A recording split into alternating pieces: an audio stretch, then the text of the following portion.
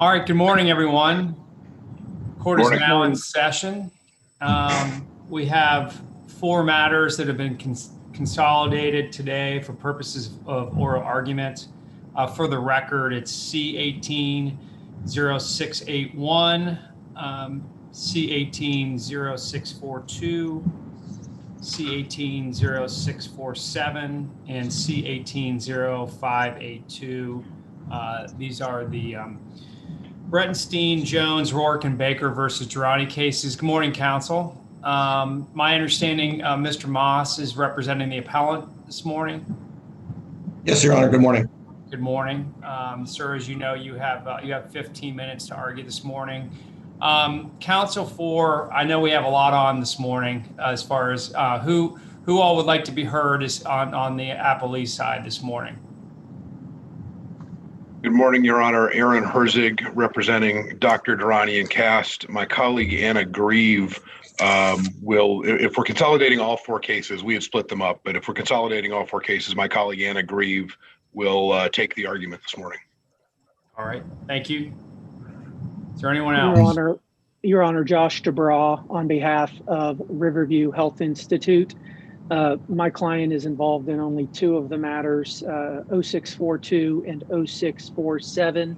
I did speak with my co-defense counsel, and I would like to have a little bit of time, depending on obviously what I hear today. All right. Anyone else? Your Honor, Mike Foley on behalf of Good Samaritan Hospital and TriHealth, Inc. I will defer to counsel on their time unless there's any questions directed to the Good Samaritan defendant or appellee in this case. All right, thank you, sir. All right, then, sir, back to Mr. Moss. Did you wish to reserve some time in rebuttal, sir? Yes, Your Honor. 5 minutes. Oh, I'm sorry. Sorry. Jennifer Mitchell here also on behalf of the Christ Hospital. I'm only involved in one of these matters, the Rebecca Breitenstein matter. So I'll defer again also to counsel for Dr. Durrani to go first and maybe have something to say about the Breitenstein case then thereafter. All right. Well, I will keep everyone's time as best as we can in the virtual world here that we're living in. Again, back to you, Mr. Moss. Did you wish to reserve some time in rebuttals? Yes, Your Honor. 5 minutes. All right. When you're ready, sir. Thank you, Your Honor. I'd like to start discussing the Breitenstein matter. And before that, I would note that our position on Rourke and Jones cases is that your Wilson decision will control and require a remand in those matters. Mr. Moss, obviously, so you're aware of the court's decisions in Jonas and Freeman and McNeil and now Wilson. Are there any different issues in these consolidated matters today that we need to look at?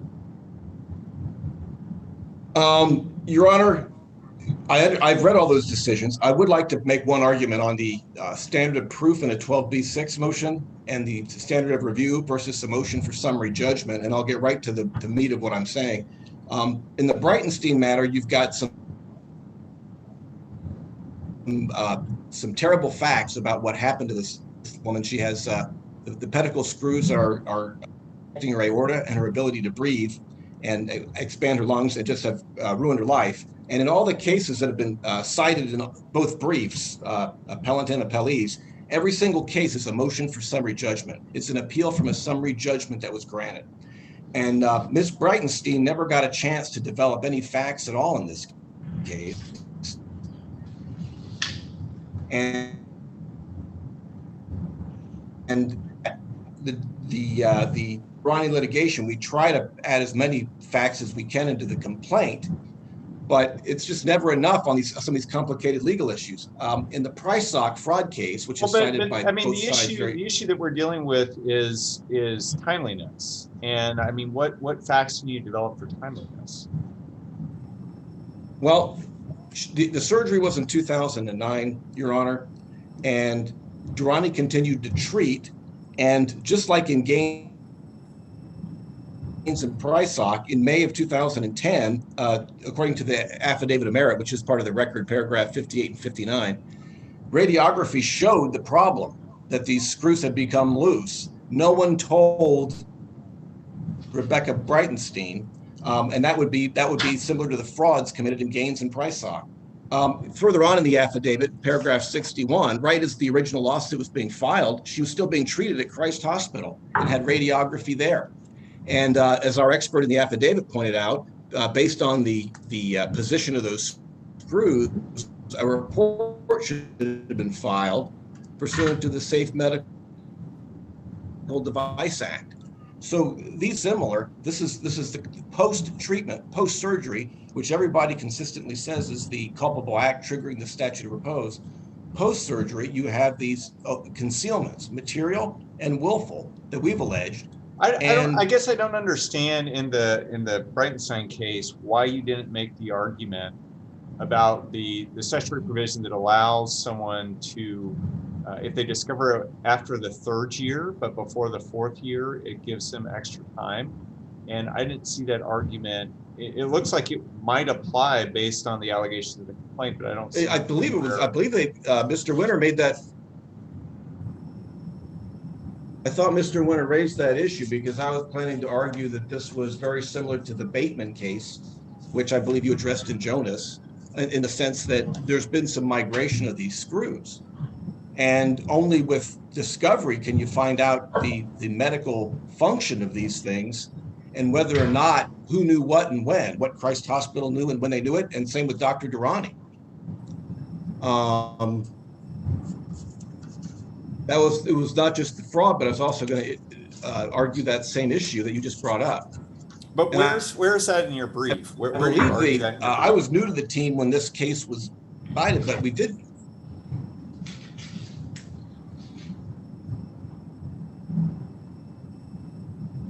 I have a moment. I apologize, Your Honor. But ultimately, isn't this all governed by the Pierce case? And doesn't it go to whether it's material to the transaction at hand? I mean, that's sort of the test we're stuck with. Say the Pierce test? Yeah, with regard to fraud, in Pierce v. Durrani, there's discussion there, and it's citing Gaines, and it's distinguishing between fraud under the medical malpractice and fraud under 2305.09. So am I your argument is going to the 2305.09, right? My argument is going to the post-treatment fraud, not fraud in the inducement, even though we've alleged that as well. But even the appellees address the Pricesock case and say that there is post-fraud cover-up, taking it outside of a medical claim, which is what we're arguing. However, it has to be when a different team works on the patient. Where in this case, we have Durrani and Christ Hospital continue to treat post-surgery and conceal her condition.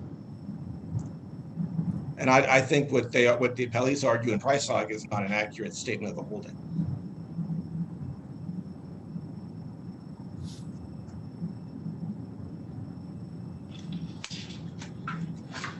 So I guess the understanding that the court has already ruled on many of these issues, I don't understand.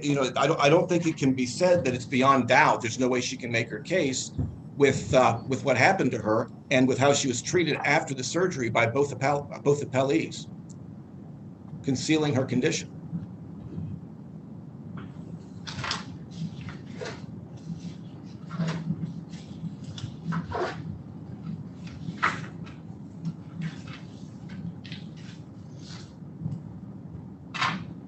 And we also stand by, and I know that Judge Mock asked me about any new issues, but we also consider the continuing treatment to be the last culpable act. Culpability goes to the wrongfulness of the act, not the causation of the injury.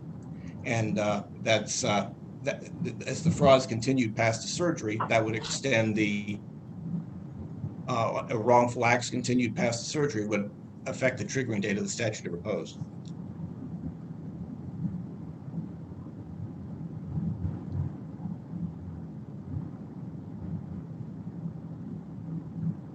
And Your Honor, it's the third issue presented for review, Judge Bergeron. And Bob Winter wrote this brief of Appellant Rebecca Breitenstein Third issue presented for review. Court erred by ruling the foreign object exception does not apply to bar the SOR. And certainly with these facts, it's just right on point with a case cited in or discussed in Jonas, the Beatman case. What happened to these screws? How were they put in originally? How did they move? And if they're no longer serving a medical function, and I believe it's obvious they aren't because they're impinging on her aorta, she had a right to have time to discover that, and also be told. That's why I'm arguing in the context of fraud and the foreign object exception.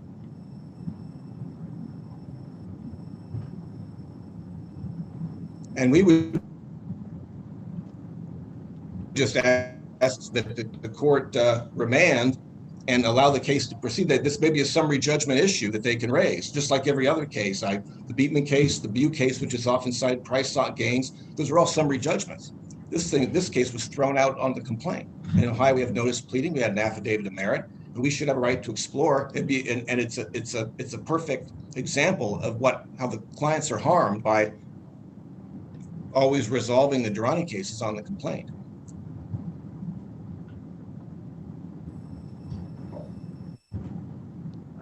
Anything else, Mr. Moss?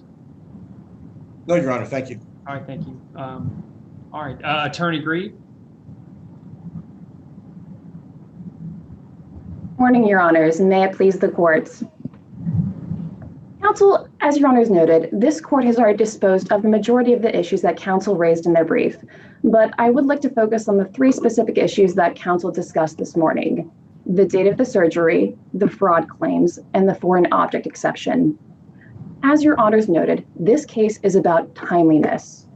Dr. Durrani operated on Ms. Breitenstein in February 2009, but she did not sue Durrani until April 2013, more than 4 years after that surgery.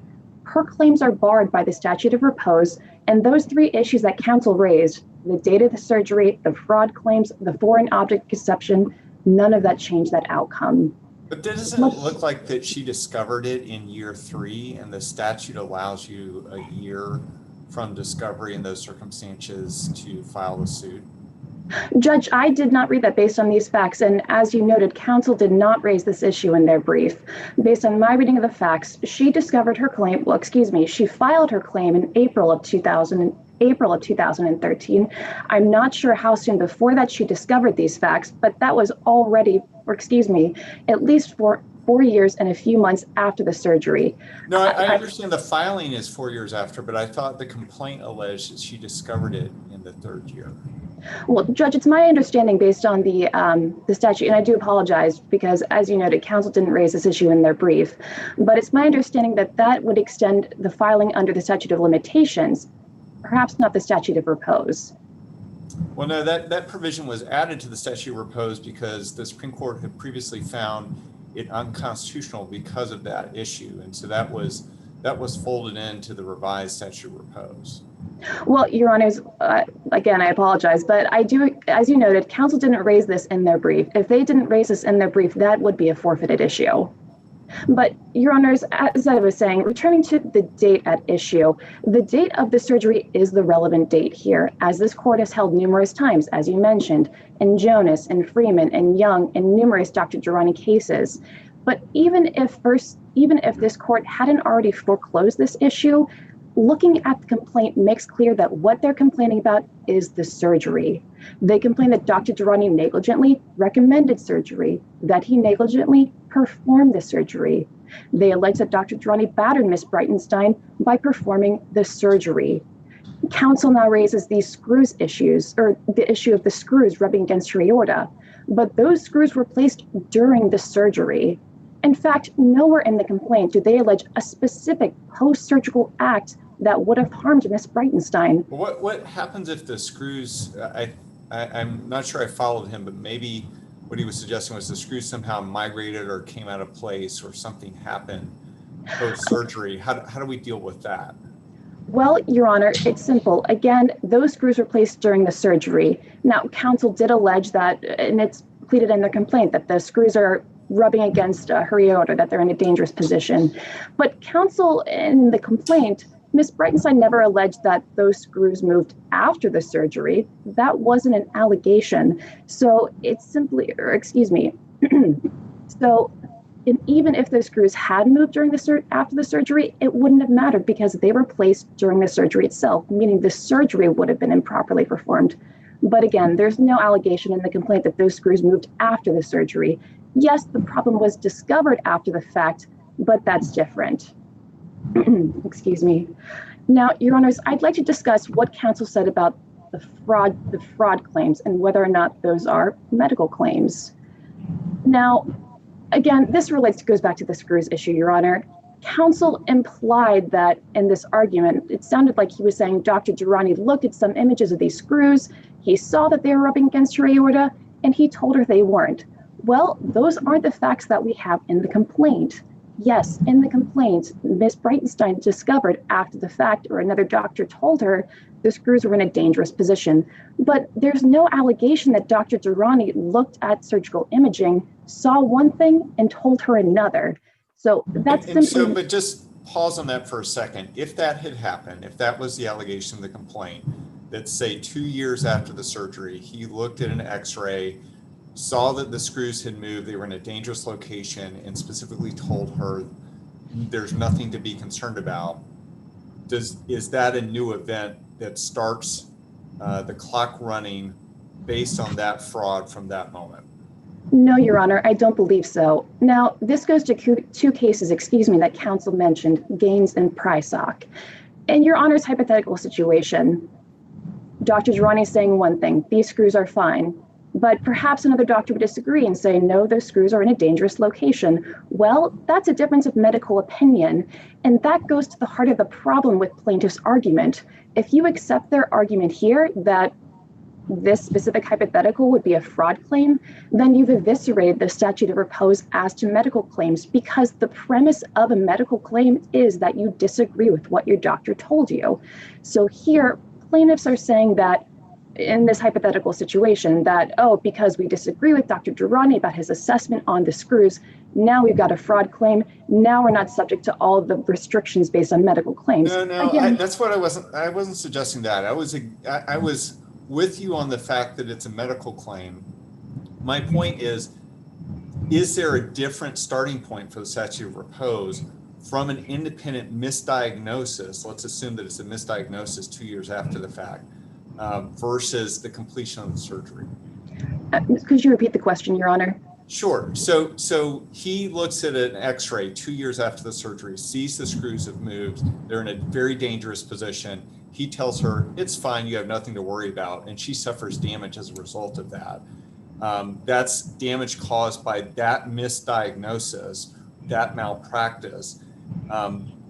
Does the statute of repose start running then on that harm, or are you saying that because the surgery occurred 2 years earlier, that's the only date we look at? Well, Judge, in that situation, the surgery would still be the relevant date because the harm ultimately stemmed from the surgery and the placement, or in that situation, the improper placement or the improper placing of the screws. So her harm ultimately is stemming from the surgery. Those screws wouldn't be there without the surgery. He placed them in her spine as part of the surgery. Again, it just goes back to the surgery. Now, Your Honors, I'd like to touch on the third point that counsel focused on, and that's the foreign object exception. As you've, of course, noted, the court in Jonas has already foreclosed this possibility. The court in Jonas looked at a Dr. Durrani case with the same material at issue, BMP2, and held that the foreign object exception wasn't applicable here because the BMP2 was meant to be placed during the surgery. Now, Your Honors, there's a common theme with plaintiffs' arguments here. If you accept their arguments, you're basically eviscerating the medical claim statute of repose because you're saying that when a plaintiff simply disagrees with their doctor, they can call it fraud, they can call it whatever they want. Now we've taken it outside the realm of medical claims. But these statutes, the statute of repose, was created by the General Assembly specifically for medical claims to give some certainty as to when lawsuits would cease. Now, Your Honors also referenced the Beatman case. I'd like to touch on that as well. Now, of course, as you know, that's not a first district case. It was decided over 30 years ago. But even if Beatman was binding, it still wouldn't help plaintiffs here. Beatman said that the fact that the IUD at issue had moved into the plaintiff's abdomen meant it was no longer serving a medical purpose. Well, that's not what we have here. The BMP2 was always serving a medical purpose, and so even if Beatman was binding on this court, which it's not, it doesn't even suggest the foreign object exception applies here. As your honors have noted, this court has already disposed of many of these issues. I'm happy to address any questions you have, but otherwise, I think I've said what I'd like to say.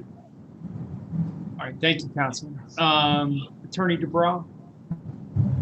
Your Honor, I would just note, and may it please the court, counsel, Josh DeBraw for Riverview Health Institute. I would just add that in our case in particular, the issue of the foreign body exception, if argued, I would agree with counsel for Dr. Durrani and Cast. I understand I have not been involved in any of these arguments, so I'm coming to this pretty fresh. Any issue with regards to any absent defendant that may have been argued or touched on by a court, Riverview is a separate entity, and I don't believe there's any allegation on either the Jones or Rourke case of any follow-up care. The sole purpose of the visit to Riverview Health Institute was the surgery at issue in both the Jones and the Rourke cases. This is a case of refiling under the Wilson case. And I'm going to briefly just make my point since I haven't had an opportunity.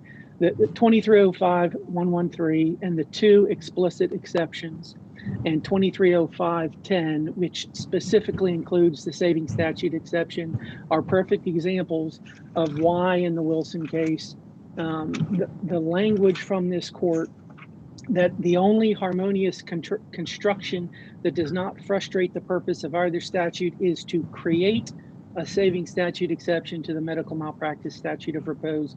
It is in a footnote, but really, in my opinion, is the crux of the case. The legislature was clearly aware of how to include the saving statute under 2305-10.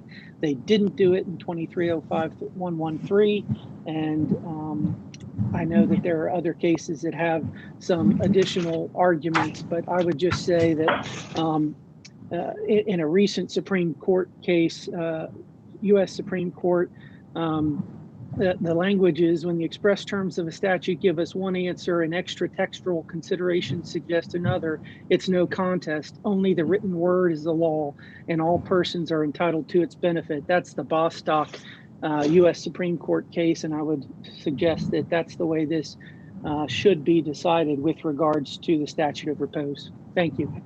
All right, thank you, counsel. Mr. Foley? Your Honor, I have nothing to add on behalf of Good Samaritan Hospital Tri-Health. This is a very similar case to the McNeil decision. Same set of facts on the statute of repose. Other than that, I would defer to Durrani's counsel if they need to add anything. Thank you. Attorney Mitchell? Good morning, Your Honors. I believe Judge Bergeron asked about the discovery in the third year argument. I would echo the argument of counsel for Dr. Durrani that was not raised in the filings before this court on appeal. However, I would argue further that it would not apply in any instance as to any claims against the Christ Hospital, as I believe that the Christ Hospital was not joined into the lawsuit until a second amended complaint that was after that 4-year time period had expired. So any argument as to that wouldn't impact this court's previous rulings on all of these issues as to the Christ Hospital. I would refer the court again to its decision in the Jonas case in July of 2020 and all the arguments that set the precedent for all of the arguments here. This case was actually decided along with the Jonas and Carr cases on the same day by the trial court. This appeal is just, lagging slightly behind those, but all of the same arguments as to the Christ Hospital would apply and would warrant this court affirming the trial court's decision just as it has in the other cases. Thank you, Your Honors. Thank you, counsel. Mr. Moss, sir, you still have about 6 minutes, sir, rebuttal. Okay, thank you, Judge. On page 13 of appellant's merit brief written by Bob Winter, he raises the foreign object exception. It's on page 13. He talks about the screws. He talks about the extra year to file. It's completely raised. It's not waived. And there's lots of facts in the record. The affidavit of merit, I believe the original complaint was dismissed and an amended complaint was filed. And I cited the paragraphs 58, 59, and 61. All those paragraphs in there discuss in detail the additional imaging that took place after the surgery showing the problem with the screws. And it's a fact issue on how they're there, why they're there. And as Judge Bergeron pointed out, at a minimum, it's an additional misdiagnosis, and it certainly does cause harm because it could have been fixed at that point. And so any additional damage goes to that act as well. We disagree with counsel for Christ Hospital. When they filed their complaint, we filed the amended complaint against Christ Hospital. We believe it relates back. They never raised this issue in their brief, so they forfeited it. It's a fact issue to be solved by the trial court. So we would ask the court to remand this case. It was prematurely granted on judgment on the pleadings, and there should be discovery in this very serious case. Anything else, counsel? No, Your Honor. Thank you. All right. Thank you all very much for your arguments this morning. The matters are all now submitted. We will issue a timely decision. Thank you. Thank you, Your Honors. Your Honor.